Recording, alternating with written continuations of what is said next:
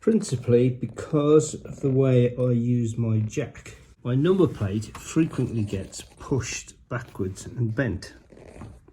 I spoke to the forum about how the plate should be mounted, and the suggestion came back from one or two that the best thing to do is to mount that plate on, say, a 2mm mild steel, stainless steel of slightly smaller dimensions. These are the original mounting holes. I will use these to mount the backing plate, which I've bought in 2mm stainless steel but needs cutting, and I'll mount that onto there first and then put the number plate on.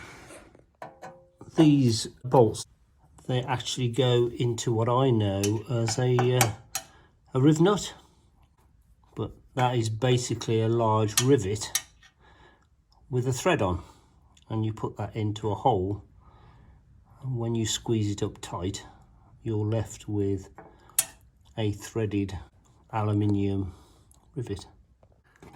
Also, how mine is mounted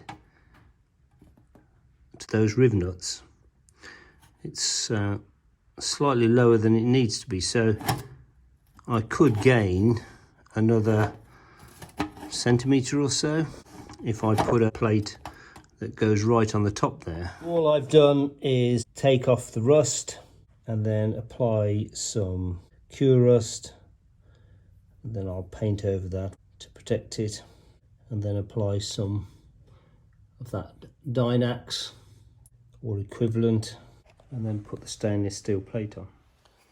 I've cut the backing plate out of 2mm stainless steel. It's 500 long, so just a little short of the number plate, and that's the piece I cut off. It's not difficult if you've got an angle grinder, but to cut it you do need the very thin stainless steel cut-off discs.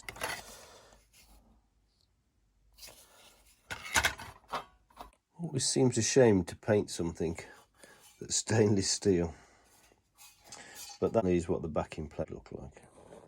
It's supposed to be a chrome paint, but it looks more like silver to me. And now I'm just going to finish it with some Dynax.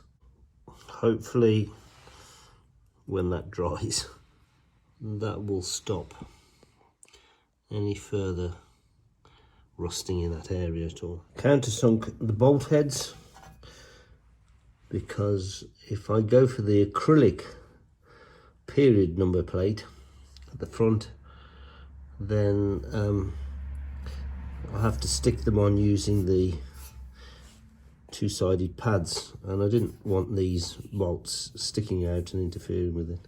I am still in two minds as to whether to replace the number plate with a black and silver one, which gives it an older, more period feel perhaps, or the acrylic style, which is correct for this 1974 Interceptor.